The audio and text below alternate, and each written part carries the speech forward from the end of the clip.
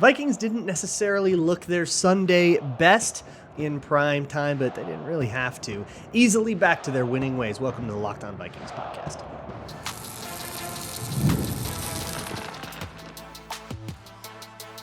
You are Locked On Vikings, your daily Minnesota Vikings podcast, part of the Locked On Podcast Network, your team every day. What's going on, everybody? Welcome to the Locked On Vikings podcast, where we're always trying to learn something new. It's part of the Locked On Podcast Network, your team every day. And thank you so much for making Locked On Vikings your first listen of the day every single day. I appreciate you all so very much. Today's episode is brought to you by FanDuel. You can start the season with a big return on FanDuel. New customers can place a $5 bet, and you'll get started with $150 in bonus bets if you win that $5 bet. Visit FanDuel.com to get started. Today on the show, the Vikings win 21-13 is the final score on Sunday Night Football. A snoozer on Sunday Night Football, which, to be honest, I will take. Okay, after the last 3 years of every time they go into prime time, it's the most wild, wacky game that generates discourse. I'll take a forgettable one. Fine, we're good with that. So the Vikings win 21-13. And if you just go to my Twitter timeline, you would not guess that the Vikings were winning. I was really pissed off for the first half, and I'm sure a lot of you were as well. The Vikings went into halftime down 7-0, come out in the second half and score 21, I believe not completely unanswered. They outscore the Colts 21-3, and then there's a stupid field goal at the end that doesn't matter. That makes it technically a backdoor one-score game, but they didn't even cover the spread, so who cares? Okay, here's how the first half goes, right? They have a pretty good opening drive that gets all the way to the red zone. Sam Darnold throws a hideous interception. We'll talk about it later. Then they have another drive that's starting to move, but they have this this screenplay disaster thing that brings up a 3rd and 17 that they can't get, and they punt. The third drive is another one that's kind of starts moving, but then they get a fumble, scoop and score disaster play that, again, we'll talk about more later. And then their 4th and 5th drive, miss kick. That's the first half. So interception, punt, fumble, scoop and score, missed kick. Will Reichard, by the way, dealing with a quad or something, some kind of issue that he had apparently been dealing with throughout the week. He wasn't on the injury report though, so that's interesting. Vikings might get in trouble there, but he apparently has been dealing with it. Wasn't a big deal, but it got worse as the game progressed. So they actually had a heating pad on it and stuff. The broadcast was covering this. So he did miss a couple, but maybe he just isn't 100%. Regardless, the Vikings go into halftime scoreless despite moving the ball. And they moved the ball basically at will all night.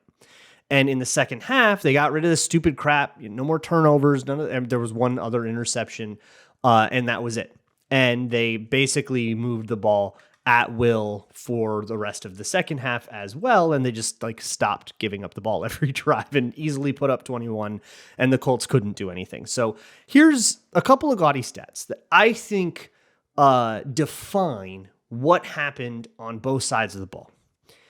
The first one is for the defense, which absolutely slaughterhoused the Indianapolis Colts. The Colts score 13 points in this game. One of them is the scoop. 7 of that is the scoop and score.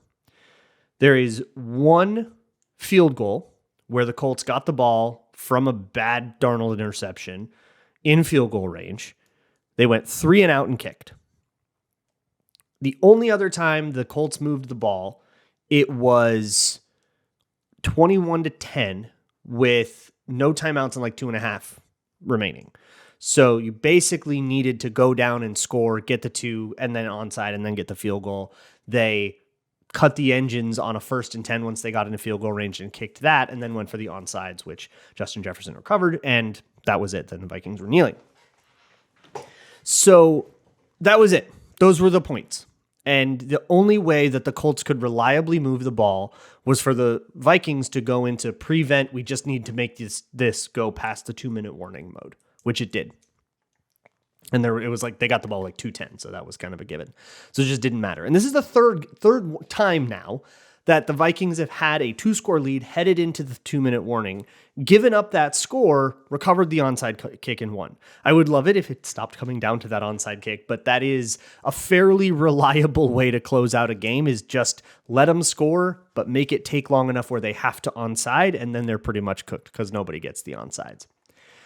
We'll talk more about the defense in detail in a little bit, but the Vikings defense did not take the field in the red zone today. Not one offensive snap for the Colts in the red zone. The only time the Colts possessed the ball inside Minnesota's 20 was on the scoop and score. That was the only time that a Colts player possessed the ball inside the 20.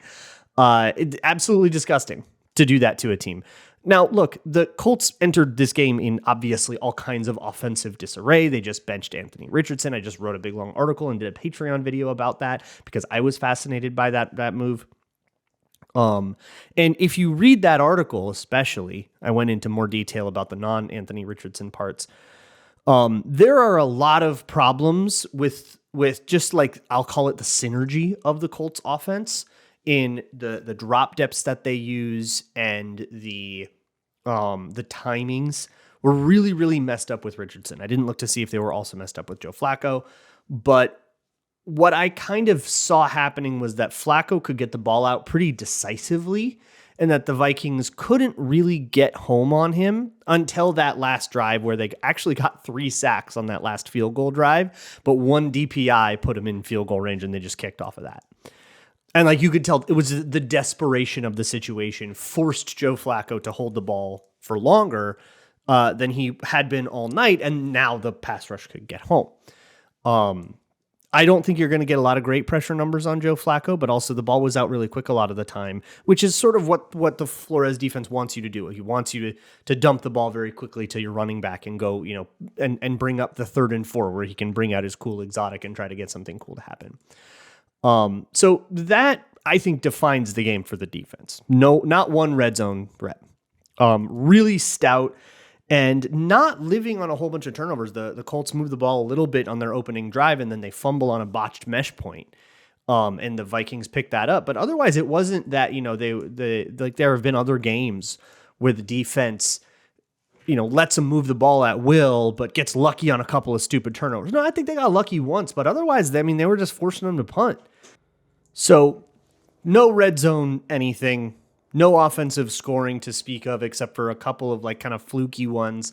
On the postcast, Sam Ekstrom even wanted to call it like a sort of a spiritual shutout, which I don't know if I would quite go that far, because you did get a DPI that moved him right down the field on that final thing, but like a very, very good defensive performance. Offensively, the Vikings converted 29 of 36 series into first downs. So what that means, series success rate, what that means is they had the ball 1st and 10, 36 times in this game.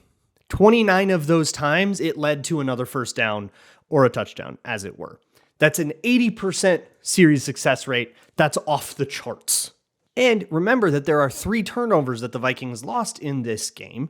So those weren't like offensive drive stallouts, right? They're disaster plays, which are horrible, but they're a different kind of horrible. So down to down on the normal stuff here, the Vikings absolutely cooked. That's really the point that I want to make here. That as bad as it felt in the first half, and you can go look at my Twitter, I was not feeling good. I was not feeling warm and fuzzy. But that down to down, they really, really moved the ball. They outgained the Colts by a lot in whatever way you want to measure that. And why that happened, whether it's offense or defense, we'll get into that next, as well as the kind of weird kooky day that Sam Darnold had that you could argue is a great day and also a terrible day and also a kind of day that has never happened before. So that'll all be next. Today's episode of Locked On Vikings is brought to you by Robinhood. With Robinhood Gold, you don't need a silver spoon to eat up the financial favors of the 1%. Robinhood Gold allows others to get the rates and perks usually reserved for the high society. Now, the resourceful individual with Robinhood Gold can earn the very liberal rate of 4.5% APY on uninvested cash and be rewarded with a handsome 3% retirement boost on an IRA account. Robinhood Gold provides the privileges of a high net worth for any net worth. These generous benefits are now available for only $5 a month. The new gold standard is here with Robinhood Gold. Sign up at robinhood.com/gold. Terms apply. For product-specific disclosures, visit robinhood.com/gold. Investing involves risks. Rate may change. Gold membership is offered by Robinhood Gold, LLC. Today's episode is also brought to you by Prize Picks. I have been having an absolutely fantastic time on Prize Picks this year. It's daily fantasy made easy. It's my favorite way to go have a little bit of extra fun on the side for games that I don't care about, especially we've been blessed the last few weeks with a lot of Vikings games at unorthodox times, which means I can watch Red Zone. I can have a fun set of fun little Prize Picks lineup that has nothing to do with a fantasy team that I drafted back in August when we didn't know anything about who was going to be what. And all you have to do is pick your 2 to 6 of your favorite players and whether they'll do better or worse than their Prize Picks projection. If you're right, you can win up to 100 times your money. Download the app today and use code LOCKEDONNFL to get $50 instantly after you play your first $5 lineup. That's code LOCKEDONNFL to get $50 instantly after you play your first $5 lineup. Prize Picks, run your game. Thank you so much for making Locked On Vikings your first listen of the day. Hey, a little later in the show, we'll talk Sam Darnold, but I am probably going to do a Darnold video this week because I find every one of his games to be so fascinating over at patreon.com/LukeBrownNFL. So go check that out if you're into that kind of thing. Moving on. The Vikings killed the Colts, even if the score and the vibes didn't feel that way because the Vikings kept screwing up drives, right? Turnovers or, one really bad play that puts them in a 3rd and 17 or missing field goals, right? But then they come out in the second half, they kind of pull it all together and they kill them. So I want to just go over some of the, I think, key reasons that this happened, and we'll start defensively. I'll be curious to look at the coverage. I think the coverage shored up a little bit over the middle of the field. Maybe it's just that the Colts are stupid and they couldn't figure it out. Their offense is very broken, so it could just be that they couldn't function. But that's not what it felt like to me watching on TV. They didn't feel like a non-functional offense. If you go back to the Raiders game last year, that shutout game, that was a non-functional offense. And you could even watch other games that happened today and see non-functional offense, like teams that just couldn't put two things together, right? At points, I think that happened to the Packers against the Lions and that kind of blowout that they suffered, or the Raiders who fired a bunch of coaches, that like things weren't lining up. And they couldn't get out of their own way, let alone what the defense, not even start to mention what the defense was doing. I think the Colts, if they were running on air, it would have looked as functional as any offense. And I think what that means I'm going to find when I look at tape where you can see what everything is happening, everything that's happening with like the coverage shells and stuff. I think what I'm going to find is a little bit more mixing up, and I think I'm going to find better play from the interior guys, the Ivan Paces, the Metellises, Kamu Grugier-Hill, those guys. I think I'm going to find better play, a little bit less scared of the check down kind of guys. That's a lot of what was going wrong in the Lions and the Rams game, was especially Ivan Pace playing a little bit too close to the check down, leaving that window behind them, right? I think they backed off a little more, and that might be good. If that's the case, that's really encouraging because I think that just fixes the middle of the field issue, or at least papers it over, right? The Colts still got a few, but I remind you, the Vikings had a series success rate of 80, Colts had a series success rate of 61%, which is well below average. They didn't take a rep in the red zone, right? So they did get a couple of plays, but at the end of the day, the formula stopped them from being able to really earn anything on their own. Every point that the Colts put up on the board was due to either the defense or the situation. I also am really happy with what they did in the run game. I think 40-some yards for Jonathan Taylor on 14 carries. I mean, really dreadful Jonathan Taylor output. And that's a team thing against an O-line, which, was missing a couple of pieces, but still had Quentin Nelson, still had Ryan Kelly, still had the guys that they like to run behind And I think the Vikings just fitted up really well. They found a couple of runs early on, and this is the way this Flores defense always seems to go against the run. The first 2 drives you can run, and I think that's exploratory, right? They're going to find out, okay, here's the kind of package that they brought. Okay, now here's how the fronts that we're going to use for the rest of the game are really good against that, and everybody's going to get in a gap, and we're going to be fine. Stringing that out, I think the edges did a great job there. And that kind of brings me to the next thing about the defense, which is the edges. In this case, it was a lot of Dallas Turner. He got a lot more run. And Jonathan Grenard, who's always the superstar, I think really took this one over defensively. Grenard in particular. Dallas Turner did fine. He backs off into coverage half the time, and he's in a lot of sim pressures and stuff. So they use him a lot for just like the versatility of it. But I think Grenard against those backup tackles, because they were missing guys up front, right?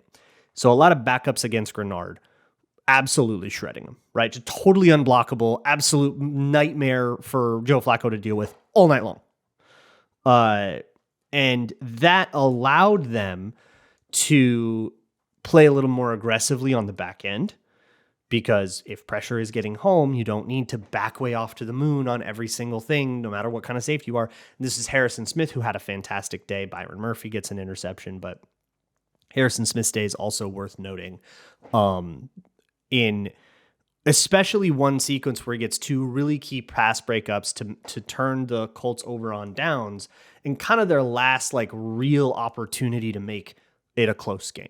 And he got both of those plays by being very aggressive with where he chose to park himself while he read the play, whether he backed up this far or didn't. And in a way of aggression that only Harrison Smith can do. A lot of flowers to go around on the defense. Offensively, too. And I think maybe the biggest thing, this will get washed away in stuff like a controversial call we'll get to. But the offense was tempo all night long. They were at the line of scrimmage with like 20 seconds on the play clock all night long. They made the decision to move Wes Phillips from the booth to the sideline. And I think that made a huge difference in terms of the operation, where he could directly talk to people to adjust things. He could directly talk to Sam Darnold without having to get it like on the headset and relay that idea. I think it was a little bit of smoother communication in terms of what Phillips's actual in-game role is. I'm not fully clear on who does what for the offense, because O'Connell calls the plays, right? So I don't really know what. I know like week to week, Wes Phillips has a really big hand in like game plan and design, and that's like most of his job week to week. But on the actual sideline and in the booth, I'm not quite sure. But whatever it was, it seemed to have a huge impact on getting the operation to go faster, which meant they could be tempo. They could get the Colts tired. They could be not like a hurry up offense where you have to abridge what you call, but just a more efficient operation. Excellent stuff. And I think that had a big impact. Obviously, we also should talk about TJ Hockenson makes his triumphant return. His first play gets a big roar from the crowd, and then the crowd immediately holds his breath as he gets tackled low, gets upended. He's totally fine, pops right up, but the crowd like, whoa, like really tenses up. And I think from there, he had a couple of other big moments, but really the stars here are Justin Jefferson and Jordan Addison. Justin Jefferson gets 137 yards. Somehow it doesn't feel like that much because we're so used to Justin Jefferson just taking over the game. And anytime anyone else on that offense like is allowed to have a day, we're like, wait, is Justin Jefferson okay? Is something wrong with Justin Jefferson? Because there's so many mouths to feed. But Hockenson, admirable day. I think he only played about half the game too. They kind of eased him in. Great day for Josh Oliver, by the way, who took a lot of got a lot of really cool stuff. Again, hold that thought. But Addison also really huge day for him. The offense firing on all cylinders until it screws up. That's really the story of the day. Everything was awesome until they screwed it up. But they didn't quite screw it up enough to let the Colts, who are totally ailing, get back into this game. So the big topic is Sam Darnold and the game that he had, the turnovers and stuff. I want to go over a few of those key moments and some of the bigger themes of his day. That'll be how we wrap this thing up. Today's episode of Locked On Vikings is brought to you by Hillsdale College. Hillsdale College they have a brick and mortar campus in Michigan, but I'm here to talk to you today about the online classes that they offer. They have a whole bunch of free online courses that you can go sign up and take right now on a wide range of topics like the principles of chemistry or some like literature stuff like a Christmas Carol or whatever. It's a Christian college, and so a lot of the like more social studies-ish stuff that you will get will be from that perspective. So if that is something that you are into, you can find it at hillsdale.edu/lockedon. That's where you can go enroll. There's no cost. It's easy to get started, and it's all designed where you can take it at whatever pace you want. Once again, that is at hillsdale.edu/lockedon, where you can register, hillsdale.edu/lockedon. Today's episode of Locked On Vikings is also brought to you by FanDuel, America's #1 sports book. Right now, new customers can bet $5 and get $150 in bonus bets if you win. The FanDuel Sportsbook app gives you everything you need to place live bets on the NFL. So let's say that you got a hunch at halftime that, wow, the Vikings have really been outgaining the Colts. There's a couple of things that happened. I don't think they're going to happen again. They're just going to come out in the second half and roll them. If you thought that, you could have live bet the Vikings at halftime and probably won that bet. And honestly, they also just covered their original spread of 5.5 anyway. So when you get a hunch in the middle of a game, you can check via the FanDuel app. They put together everything you need, latest stats, live play-by-play, so you can make a decision that you're happy about. Just visit FanDuel.com to join today. And once again, you can get started with $150 in bonus bets if you win your first $5 bet. So put that $5 bet on something with like minus 1,000 odds that just like definitely is going to happen. You can get $150 in bonus bets to start playing with. That's FanDuel.com. Never waste a hunch and make every moment more with FanDuel, official sportsbook partner of the NFL. So, Sam Darnold, let's talk about it. So the offense had, some ups and downs, very efficient down to down. When the play was a normal play, it almost always went the Vikings' way on both sides of the ball here. But obviously, Sam Darnold had all of these big, giant valley moments that drag the whole thing down. Very, how else was the play Mrs. Lincoln? There's 3 turnovers, and they're all brutal. The first one was a really bad pick in improv mode where Sam Darnold had a 3rd and 3, had a crosser over the middle that he probably could have just dumped it right to, although it wasn't quite ready to sit yet in the zone the way it was supposed to, so he would have had to buy a little more time. He didn't feel that time was there. Pressure started to get there, so he leaks out of the pocket. He finds TJ Hockenson running free in the back of the end zone, and he throws it, not seeing at all. I think it was a linebacker just chilling at the goal line. It goes right into that dude's chest. It's just horrible improv mode thing. It's an interception that you see a lot of college quarterbacks throw or like rookie quarterbacks throw when they're on their scramble drills, especially when they're scrambling to their non-dominant side, which is what this was, where it's just a little bit harder to get that throw off because you have to, unless you're really, really good at it, like Caleb Williams is really good at, kicking his foot out and like not having to reset his shoulders to throw that. Although he will throw this he did throw this interception a couple times in college too, which is why it's in my head. But it's just that one where you see the guy you're throwing to and the guy that's supposed to be defending him, and you see separation there, and you just throw it, not realizing that there's somebody else who is in a totally different part of the zone that is now involved because of where that play is going. Right? You just chalk this up to Sam Darnold hero ball nonsense, right? There's been a bunch of these this year, and there's going to be a bunch more. The second interception was, I'm going to go with a really bad decision. So they were running dagger. And the way that these offenses run dagger, as I understand it, I don't have the Vikings literal playbook, but the way I've seen it in other iterations of similar playbooks over the last few years in similar offenses, McVay, Shanahan, McDaniel, those, is that when you run dagger, you're going to have one route or the Packers ran it this way like 10 different times. You can see a bunch of it. But this was Addison would run what they call a through route.